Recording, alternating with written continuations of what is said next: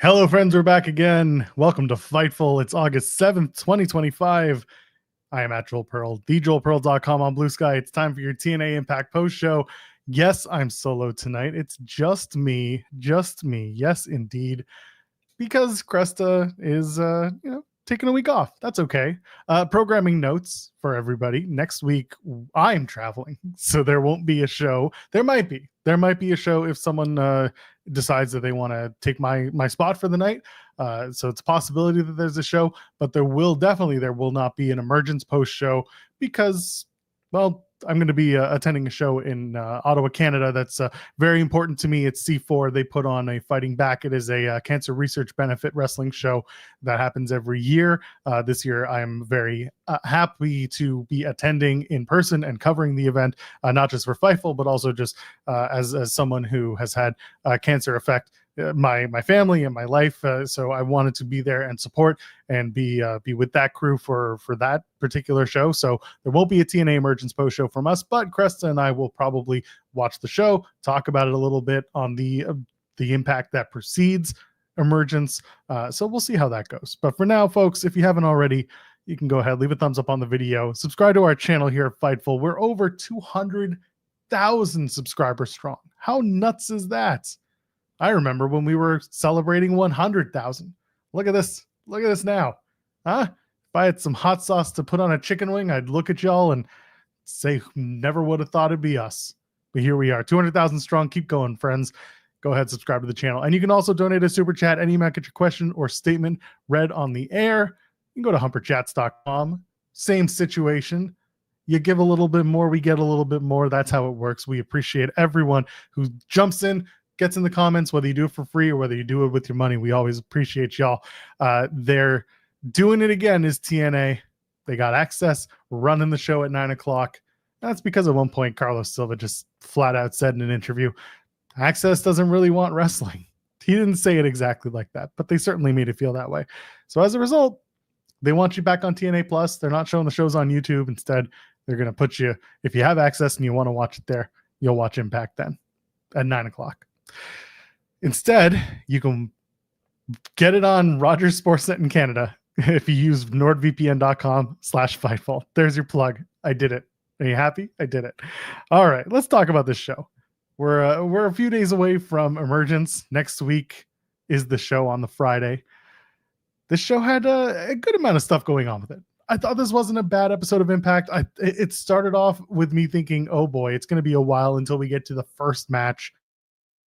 Instead, they did a pretty good job of pacing it here and there. I thought it felt weird to me. I don't know if it felt weird to y'all in the chat or anyone listening. I don't know if it was a strange kind of ebb and flow with the show.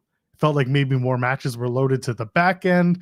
Felt like maybe all the promo time was set for the opening. It felt a little off kilter for me. It could also just be because I was a little stop and start at first because I was handling some stuff at home while I was in between, stopping and starting the stream so that I could go ahead and keep watching the show. Nevertheless, we open up with Trick Williams, TNA champion, coming out. We're going to do Moose versus Trick at Emergence. We know that that's official. Moose is from the Baltimore area, so not only do they shout that out, but it makes perfect sense to be doing this title match at Emergence.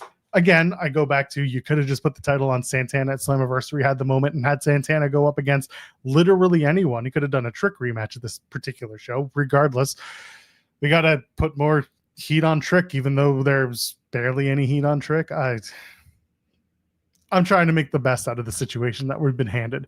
Moose, sure, we're going to get the hometown heat. Trick's going to beat Moose, and Trick's like, I'm going to beat Moose in front of his mama, and I'm going to smash his family's heads like they're bobbleheads on Groundhog's Day, which makes no sense. You don't smash bobbleheads on Groundhog's Day. You don't smash heads on Groundhog's Day. You got Whack-A-Mole. Maybe that's what he's thinking of. Whack-A-Mole. Remember that game, the party game that you go ahead and did, and you hit the tops of the Whack-A-Mole heads. Bobbleheads, big heads, right? They move around. So I think he just got confused in whatever he was trying to say in his promo. Either way, Moose comes out. He's got his back. His babyface theme is back. He got that back at Slammiversary. He's been keeping that up. It's great. Good for him. I like that Slammiversary, the original Moose theme. Trick avoids the spear. Moose stands tall in the ring. Moose took a powder. There it is. That's an opening segment. Listen, it's again, I can't tell you that Emergence is looking. We're going to talk more about the card as the night goes on because Santino decided to basically announce 9/10 of the card in the middle of the show. That's basically how this particular show feels. Gia Miller's back. She returns a couple weeks after getting beat down by Tessa Blanchard. She relieves Gabby Laspiza from her posts, says that Slammiversary rattled her, but she's feeling better. She calls out Tessa Blanchard and says when she comes back, if Tessa lays a hand on her again, she will effing kill her. I appreciate the passion. I appreciate when someone looks at the camera dead center and has something to say that's important and that's passionate and that makes you believe that they can do the things they say they can do. I believed that Gia is upset. I believed that Gia would get her pound of flesh. Gia has been training. She's also got great sparring partners to work with. Go check out her work at Wrestling Revolver. She's been in the ring. She knows what she's doing. She has been training. All indications are Tessa versus Gia Miller at Bound for Glory. And if you do that, I mean, I assume you got to have Gia win, right? But then Tessa's lost 3 pay-per-view matches in a row. That's an interesting change up considering how they brought in Tessa Blanchard to begin with and what people expected out of her. So here's the problem that I was getting to with Gia Miller saying she's going to effing kill somebody. I don't like the idea of saying I'm going to kill you in wrestling, because wrestling is about trying to do something to somebody that you can do. You want to be able to maim her. You can tell her, I'm going to make your life hell. You can tell her, I'm going to make you bleed. I'm going to, rip, you can't say rip your arm off, but you got to do something that's a little more believable, because you're not going to commit murder in wrestling, because you got to take the people to a place of suspending disbelief, but also still believing that the person can actually be taken out. I don't like the idea of anybody in wrestling saying I'm going to kill you, and I don't like it when any wrestler says this isn't a oh my god he doesn't like this isn't a oh my god he's so woke he doesn't like people talking about death in wrestling. No. This is about storytelling, and the story can't be that someone's going to die. I mean, it's TNA. Someone could easily die. That is something that they do, because when they write you off, they do. I just don't like the idea of someone saying, I'm going to kill you, as like the way to get your point across. Say, I'm going to maim you. Say, I'm going to beat you so bad, you're going to wish you never touched me. Do whatever. Just talking with like the killing trope. I don't like it. Never do. Call me crazy. Call me crazy. Call me whatever you want. Don't call me late for dinner. Mostly because I'm the one usually cooking dinner. So that's just what happens here. Get in your super chats, get in your humper chats. Friends, let's talk. Let's talk about it. Then we welcome back Joe Hendry, who's happy to see Gia back. And he does his I Believe in Joe Hendry promo. He's going to face Mustafa Ali in the main event, which, by the way, spoiler alert, thought it was really, really well done. I thought it was a really strong main event. We're going to talk about that in a little bit. Steve Maclin visits a soccer team in Rhode Island. I didn't get the name of the team. I saw this promo, and I saw in the video he goes and visits this Rhode Island soccer team, and he's holding the championship that the soccer team won, and he's wearing white gloves with them while he's handling the trophy. I really, really, really wish, and this works better if Steve Maclin is a bad guy, if he's a heel, I wish he would have made the players hold the title while wearing the same white gloves. How much funnier would it have been if Maclin was like, if I got to hold yours like this, you got to hold mine the same way, and make the players put on the stupid white gloves one at a time so that they can hold that belt. It's a beautiful looking belt too, that international championship. Probably one of my favorites right now. I wish they had done that. It would have been very silly. But he's a good guy, so he can't do that. But I wish he had. Santana's backstage with Sami Callihan. Santana accepts the Emergence challenge that Sami Callihan made. I said this think I said this on In the Weeds, which is our morning show over on Fightful Overbooked. By the way, shout out Monday to Friday, 10 a.m. Eastern. Myself, Jeremy Lambert, some days SP3. We all talk about wrestling and other things. That's our morning show over on Overbooked. So go do that. I mentioned that I'm not a big fan of doing these retirement match teases. We just did it with Cody Deaner, right?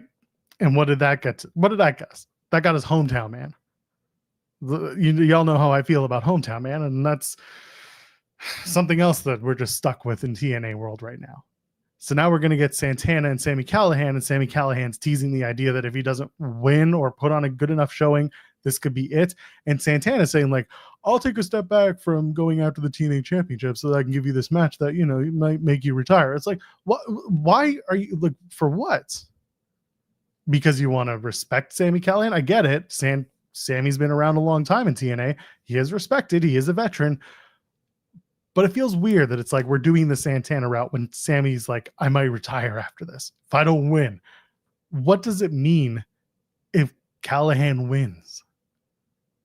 Santana looks dumb. And then what? Sami Callihan gets to keep his job? This isn't even about him not having a contract renewal. It's not much of a story to me when we just did one with Deaner. And the Deaner one made more sense.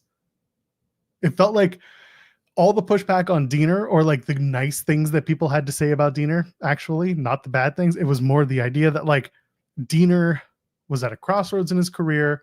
He's got a backstage role, much like Sami Callihan. People were praising that Deaner was like, oh, this could be it. Like, let's hang it up and give the new guys a chance, blah, blah, blah. And then we got Hometown Man. So there's that.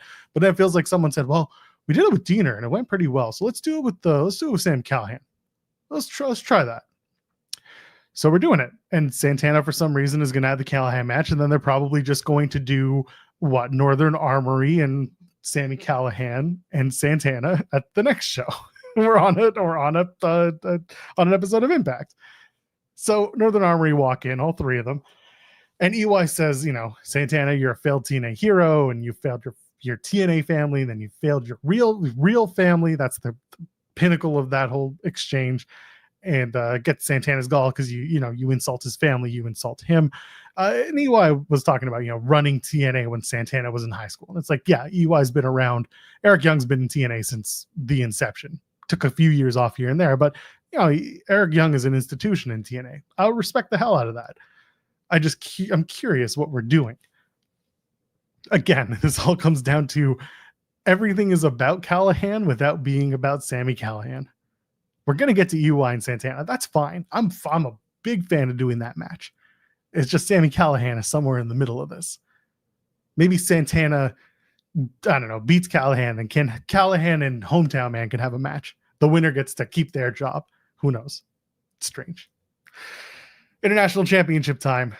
Steve Maclin, Jake something. This one goes to a double countout. They're both fighting so hard and so fast and so much on the outside of the ring that the referee's like, count it to 10. We got to throw it out.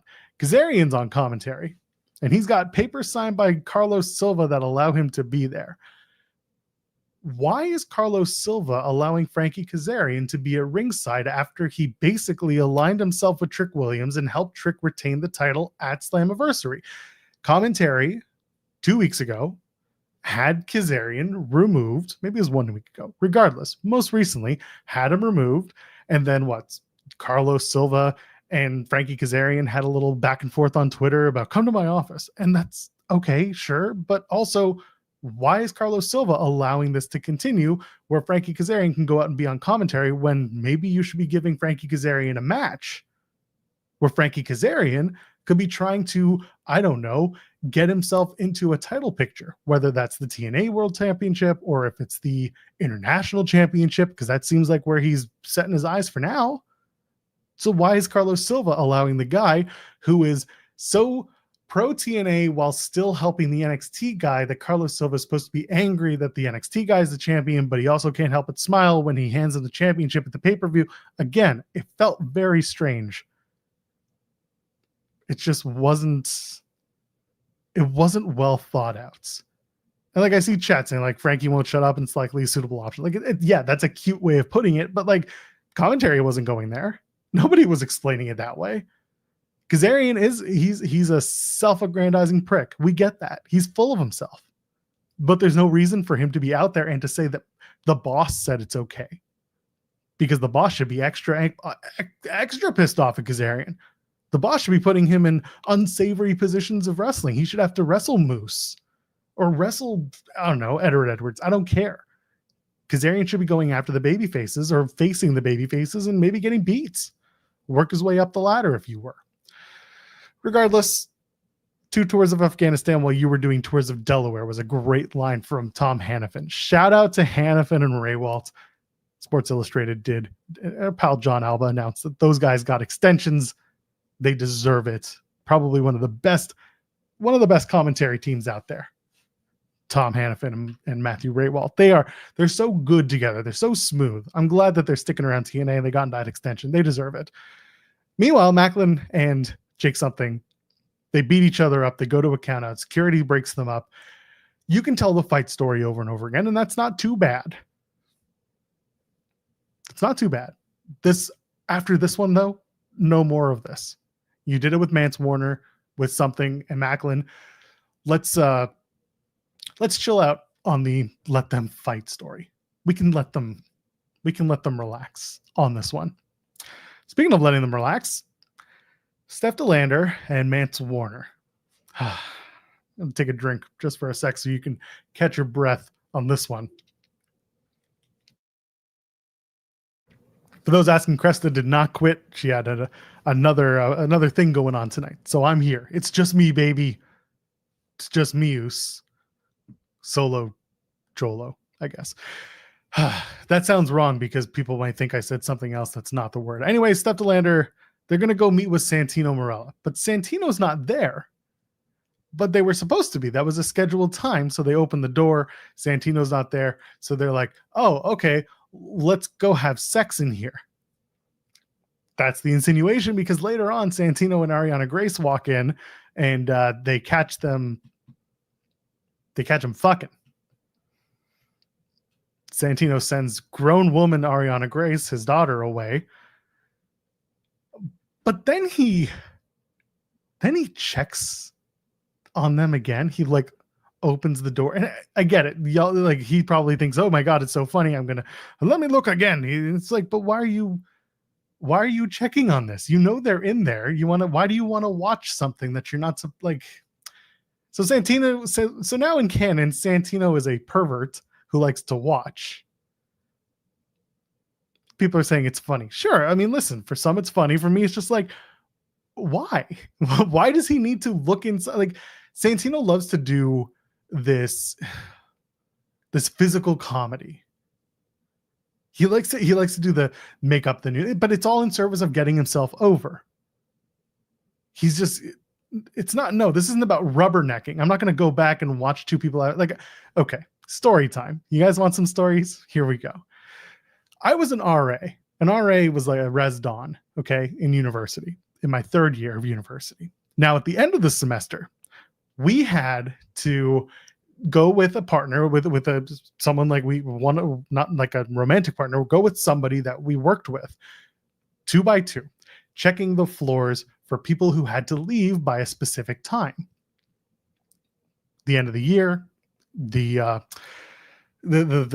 exams were done, the year was over. So now we are, you have to be out within like 48 hours of your final exam. So I had to go with my teammate to open some doors, make sure people were gone, and just do room checks, make sure that they are gone when they're supposed to. So I'm up on the 11th floor, and I go knock, knock, knock, and I don't hear anything. And then I go knock, knock, knock. I'm coming in. My name is Joel, and I'm an RA, blah, blah, blah. I'm making sure, da, da, da. And I open the door, and there are 2 people going at it right in front of me. I won't tell you the position that they're in because I don't need to, but they were facing me. Eyes looked up, and I backed out. I said, I'll come back. Do you think I opened the door again? No, I didn't. I felt bad for them. but I don't need to see this in any comedic fashion in TNA. It's sophomoric. I'm not going to hold, I'm not going to hold this to a comedy aspect, but it just felt weird. And again, it was all in service of Santino getting himself over as this trickster. And he does it all the time with the names too. We'll talk about that in a minute, because he did the names thing again. And I thought that maybe they were more confused in the audience at who he was talking about, because he kept using the wrong names, because he thinks that this is what you do. Gets himself a North American Championship match in TNA or in NXT, and that did nothing. That was in service. Nothing happened out of that. He lost. Maybe it's time for Santino to be moved aside, because this was not it.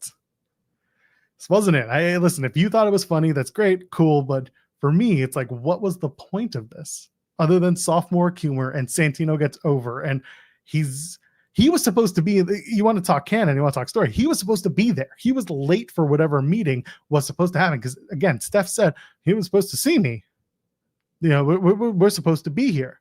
And they go in, and I get it. They're degenerates. So they go and they have sex in his office, but it just doesn't make sense. It does. And that's all I want in my wrestling. I just want it to make sense and not be strangely sophomoric. Who's not sophomoric? Cedric Alexander. He talks about having a MySpace page, which I love, because I had one too. Remember your top 8? Everyone was vying for your top 8. Remember when you could add music to that thing? Oh, everyone was adding your best emo songs. You could do it. You could do it. He calls the X Division Championship. It was his birthright, and he would write about that on his MySpace page. You think Leon Slater knows about MySpace? Think Leon Slater was ever in the know about MySpace? I love Leon Slater to be watching TV in the next room, see that promo, just be like, MySpace? What the hell's a MySpace? And then that's the end of the segment. Oh, yes, I'm that old. Good promo, though. Really like Cedric Alexander. I like that those two guys are going to go one-on-one at Emergence. I think that's going to be one of, if not the match of the night. Leon Slater, Cedric Alexander, they're going to be on fire. That's a match everyone needs to see. I'll be going out of my way for that. Xia Brookside and Lang Lee defeat M and Heather by Elegance. Hey, do you think they paired Xia Brookside and Lang Lee because Lang Lee was Xia Lee in WWE? You think that's what happened? So they just decided, hey, Xia and Xia, if you know, you know. I don't know. Solid match, babyface in peril throughout the entirety. Lang Lee's getting beat down, and then she gets the hot tag to Xia Brookside. I love M using her tights to her advantage. When she jumps, she floats. And it's kind of cool to see. The way that she moves is she's very, again, she's taller than most women, definitely taller than everyone in that match. And when you see her move, it's like she's floating. And I thought she's solid. So big fan of that. And I made a note for myself about freebirding the Knockouts tag titles, and it turns out we will be doing that. We'll talk about that when we get to the Emergence matches that were made. But no, overall, I like that Lang Lee and Xia Brookside are being added to the Knockouts tag division. It's something that's sorely needed. Don't know what's going on with Harley Hudson and Amelia Grace. It looks like they were there, but maybe they want to pull back, or maybe they want to give them a few more reps, or maybe they're not in the States for these tapings. I don't know. Regardless, they should be around. But I like that they're at least adding Knockouts to the tag division who need to be there to round out a tag division that's in need of some new blood. And these two work for now. Lee hits Thunderstruck. This is Lang Lee, and a spinning face buster. That's the win. And then backstage later on, Heather, sorry, I shouldn't say Heather. It's Ash by Elegance. She's going for the Knockouts tag title later, or the Knockouts title later tonight. And she's upset. She berates Em and Heather and then kicks them out of the locker room. And that includes George Iceman, the personal concierge, who was also on NXT this week. The updates to some of the injuries. Casey Navarro's dislocated knee. That's going to come up in the next segment. And Hometown Man has bruised ribs. Great. You just write them off. Just get them off there forever. That's just one man's opinion. The Emergency First Class Penthouse. When I heard about this, my heart sank for Casey Navarro. People know how much I love that dude as a performer, as just a showman. I thought he's been such a breath of fresh air for First Class. And it sucks so bad. He had to tell everyone he tore his ACL at Slammiversary. He needs surgery. This is a guy who stepped up when Rich Swann was put out because of what happened with him. He had I don't want to speak out of school. He had something that had happened, and I'm going to completely botch it if I say it wrong, but he's been on the Rich Swann's doing better. That's what's most important. But when Swann was having an issue and he was off TV, they gave Casey the opportunity. And they made that into a story, which I appreciate. AJ Francis did a great job of telling the story of how Casey came in and why he deserved what he got and why he doesn't deserve any more, despite, he doesn't get the big send-off. It's not happy. AJ says in the NFL, when something like this happens, we got a saying. It's called next man up. He doesn't care about Casey Navarro. He never does. So he brings back out Rich Swann. And he's been talking about his sobriety openly, by the way. We have an article up on Fightful about this. By the way, go to the new Fightful.com. Tons of articles. Most free stuff in wrestling comes through Fightful.com. Go check that out. When you get a shot, redid the website. We have the hardest working news team in the business, bar none. If you think you're working hard, this team works exponentially hard. So there was an article about Rich Swann, and he discusses sobriety openly and how he's been working to better himself and also just get back in the good graces of those that he may have wronged. I saw him back in April at WrestleMania weekend. He worked a tag match with Willie Mack. I think it was at the Dragon Gate show, and he looked great. He really did. He looked happy. He looked excited to be there. He looked good. So I'm happy to see him back in TNA. Hopefully this is something that sustains him and that's for a longer period of time and that he stays true to what he needs to do to stay sober. That would be great. Basically out of this, Casey becomes a mic stand and then he gets fired. Casey mentions all the times he did AJ Francis's bidding. I thought that was so good. Talks about all the time, all the bullets he took for him, all the work he did for him. He went all in for First Class. He did everything in service of AJ Francis. And then AJ's just like, you were dead weight that I carried around. I was a champion in TNA before you showed up. Rich Swann had a tag title match, and then because he couldn't do it, we brought you in. And I was like, that's perfect. The story really does become cyclical in that regard. So I really like the way that they're telling the story. And I think Casey Navarro's babyface run will be so special when he's back and ready to go. If AJ's, if everything aligns and AJ's in the spot and they got it, I think Casey's got a really, really good shot at having a very strong babyface run in TNA. And he deserves that too, because he's a ridiculous talent, not just in the ring, but you heard him tonight. When he's passionate, when he cuts a promo, he's good in interview settings. And I've had a chance to talk to him a few times in interviews. He is so good. And I really hope for the best. And I hope the recovery is swift. And I hope he's going to be in a great space mentally as he works to come back, because he deserves that. He's a very special talent. And I like that they gave him the moment and they gave him a story, and now he has something to work back to. And AO in the chat saying Santana speaks highly of him. I'm going to let you in a little secret. Everybody speaks highly of Casey. His work ethic is very well established and very well known and very well respected. He's a good dude. He works hard. So wishing him a speedy recovery. This was a really well done segment. And I thought, again, feel how you will about Rich Swann. He has taken the steps to discuss and talk and be open about his sobriety and everything that happened to him that got him away from TNA. I'm willing to allow for personally in my enjoyment and my coverage of TNA. It doesn't bother me because I'm seeing that the work has been done, and I hope that it continues to be well done for Mr. Swann. And I hope Casey comes back quickly, and I hope that the babyface run is as good as I'm talking about it, because otherwise I'll be real mad. Oh, I'm not mad about Masha Slamovich. She comes in, she beats Vicious Vicky. This is a good match. This is solid. It's a little squash match. Her finish is called the Finish Her. double underhook face buster. It's fine. It's good. I think she used it in NXT as well. But Masha Sade is someone in our Fightful Select Discord mentioned, what if she got released and that she's just going to get basically a finishing class through TNA and then find her way back to WWE? If that's what she wants to do, I see no reason why you wouldn't. But the first thing Masha Sade did when she left NXT and when she jumped into the indies and got past her 30 days was she did the indies and she immediately opened a fan site. Immediately. And a lot of these people are, and they are more within their right to do it than ever, because they will make extremely good money from it. You can tell that Masha Sade, while she loves wrestling, she loves making money like most people do. And whether or not she returns to WWE, we saw with Jordynne Grace, there's a pay cut involved if you're doing well with that fan site. We'll see if she wants that.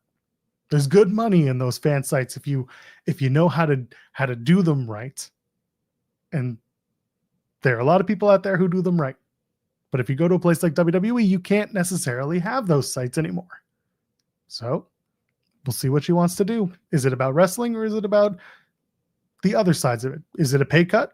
You don't know. You got to leverage it. Regardless, she's having a great start in TNA. They put some wheels behind her. Good for her. Good for her to see her out here working. She should be. Knockouts World Title match. There's not much to say here. Jacy Jayne takes on Ash by Elegance.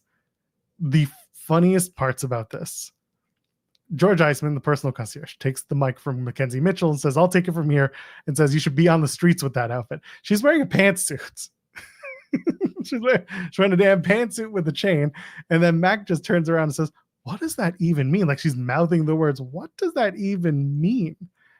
Shout out to Mackenzie Mitchell. She announced that her new book, Threads of Triumph, Professional Wrestling's Most Iconic Looks, will feature a foreword from Mercedes Moné. I think people forgot that Mac actually announced that she was writing this book or putting this book together back in January. But because of the forward announcement that Mercedes is doing, that kind of brought this back into the forefront. So congratulations to Mac. Writing a book is a hell of a thing to do. It's a hard thing to do, but Mac's going to be doing it. It's all about, like it says, the most iconic looks in wrestling. It's very fashion-based, which is something that Mac is very passionate about. And I can't wait to see it.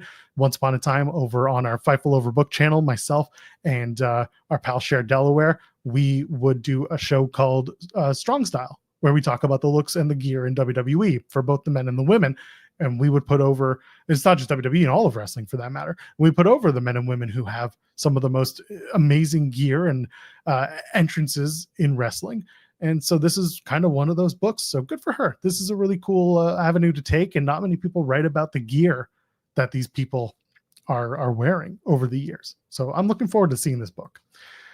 Back to the match. Really all they need to know is that Masha knocks out Ash for what she did to her last week. Jacy goes after Masha. Fatal Influence get involved. Brookside and Lang Lee get involved. The Inspiration join in. You know who's not there?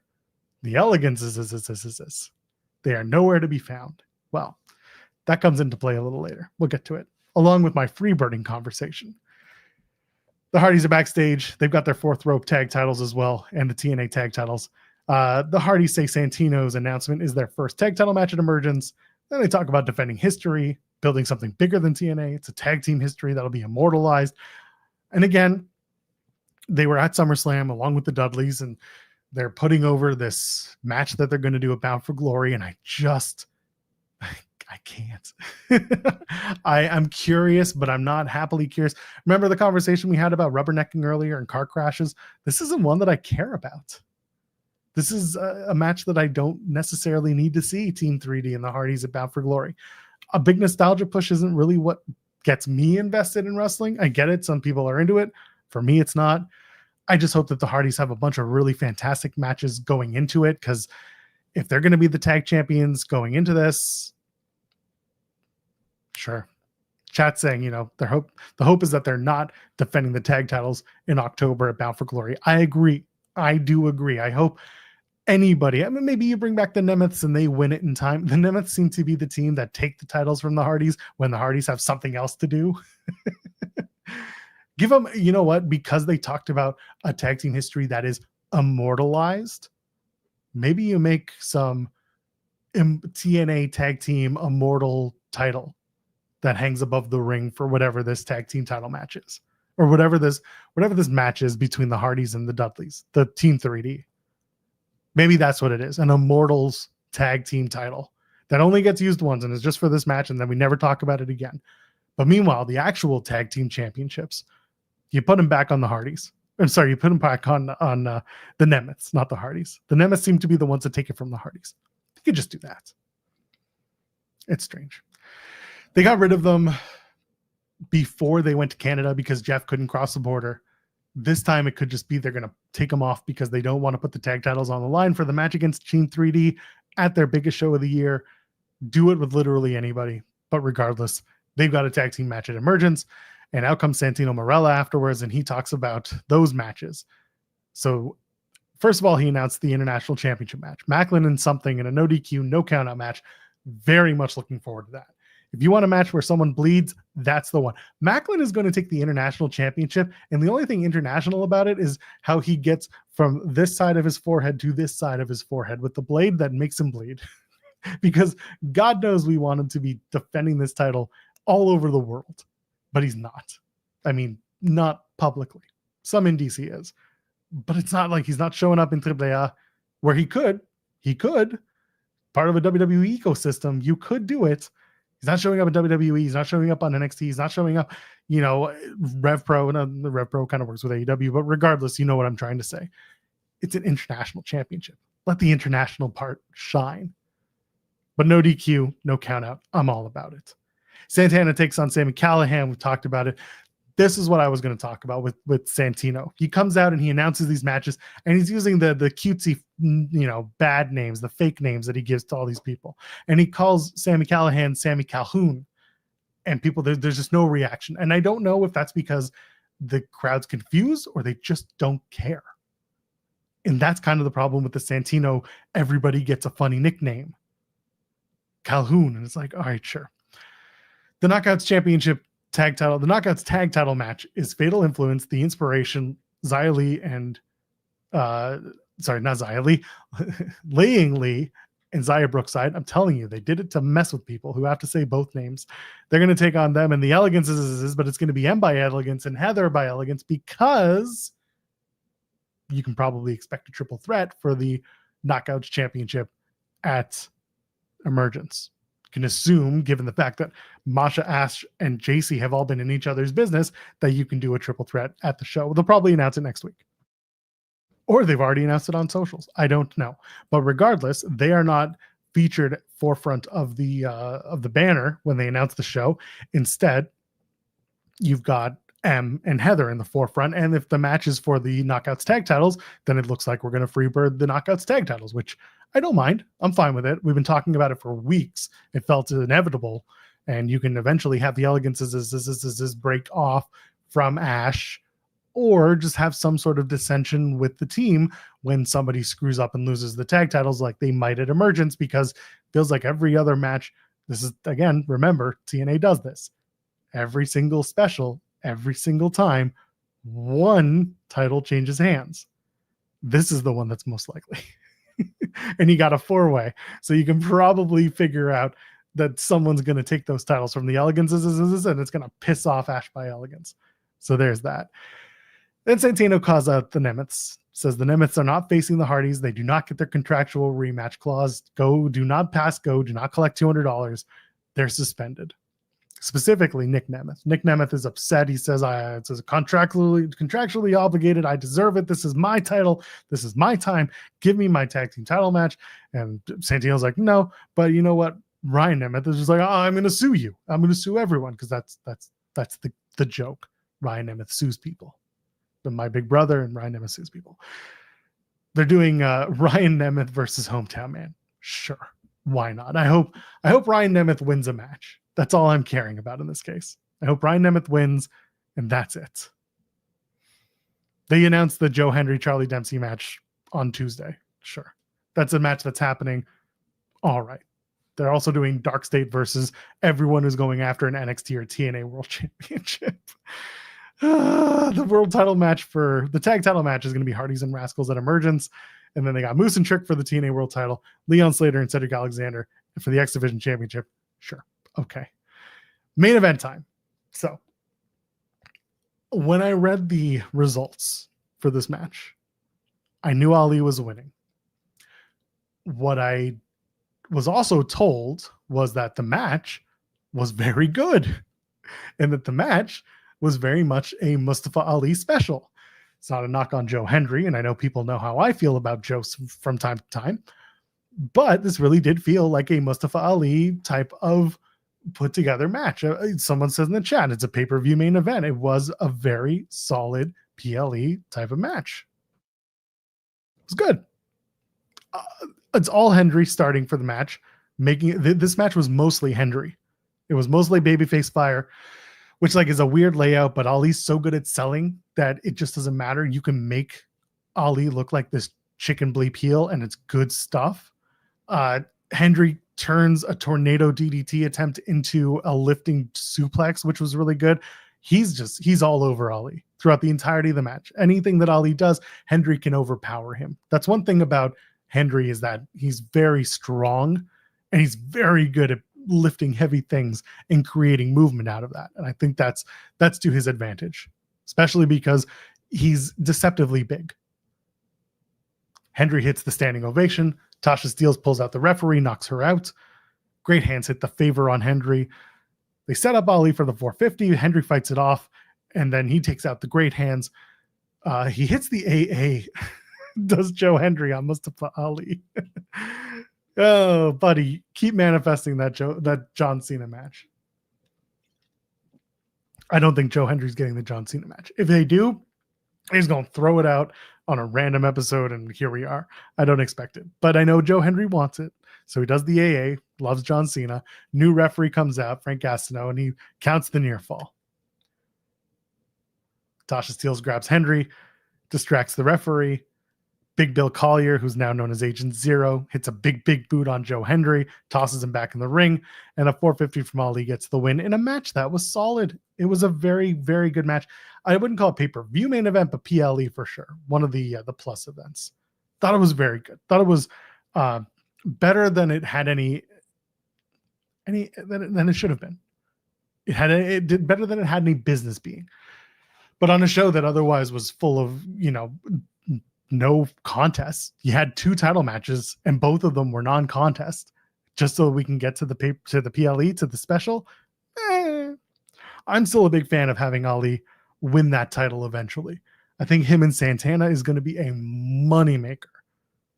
Thought it could have been a moneymaker when Santana would have won the world title at Slammiversary, but here we are.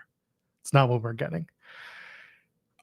I'm a big fan of this Agent Zero character, mostly because I've had many positive experiences with Big Bill Collier up here in the Northeast. He's a good dude, very hardworking. Hopefully he gets to shine without just wearing a suit and sunglasses. But again, Hendry's in this weird position where he's 1 foot out the door going into NXT. I made the joke well, it's not really a joke. I kind of felt this way. On Tuesday, when he came out of a fridge, I said that's incredibly apt because that gimmick has been very cold. I get that the fans love him, but it's not like Joe Hendry has been lighting the world ablaze like he was even a year ago. So it's fine. Someone's saying all that positive manifestation, and they always flip it on you. I never thought that Hendry was going to get John Cena. If John Cena said he had 2 years left, I would have said they can make it happen. But since they said 1 year and then they did the heel turn, it was just like, they're not going to bring Joe Hendry in for this. They're not going to do a Joe Hendry in John Cena match. And they're sure shit not going to do it on a TNA show. So it's just what it is. There was another question about standing off to the side, the very far right of the stage and not the center. So I noticed this too. And this was Scott mentioning this. This is something that was kind of like a 80s wrestling trope off to the side type of thing for camera angling. I don't know why Santino did it. it could have been because they wanted maybe one side of the stage had the match graphics and the other side didn't. It could have just been as easy as that. I don't know. Because I don't know what was live and what was showing, but I did clock it, and I was just kind of like, okay, that's the way they're going to do it. But again, with Emergence around the corner, it's next Friday. Reminder, no post show for us.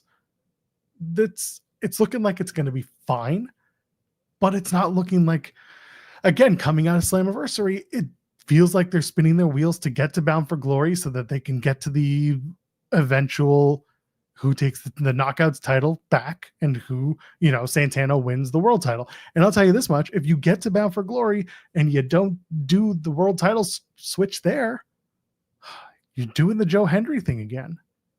And you don't grow by pulling the carrot away from your fans. But we'll see. There's still a few months to get there. History has shown us otherwise. History has shown us they are willing to make you go all the way to the wrong side of the fence. But we'll see what happens. I'm going to get out of here. We had ourselves a fun night, didn't we? Leave a thumbs up on the video. Tell your friends all about this. I just watched I've got a camera on my kid, and he almost rolled out of his bed. My heart just leapt out of my throat, just like what happened to Cresta last week. By the way, that was her cat last week flipping out. That's why she was like this at the end of the show. I almost had the same thing. Kid's okay. Anyway, at Joel Pearl, thejoelpearl.com over on Blue Sky. I'm in the weeds 5 days a week over on Fightful Overbooked. Go subscribe. Tomorrow, myself, Jeremy Lambert, we're back at it. Send some comments and some love in the chat, okay? We appreciate you. Talk about TNA with your friends. Tell them how they could be better. You know who I am. We'll see you tomorrow. Ladies, gentlemen, friends beyond the binary, have a good night.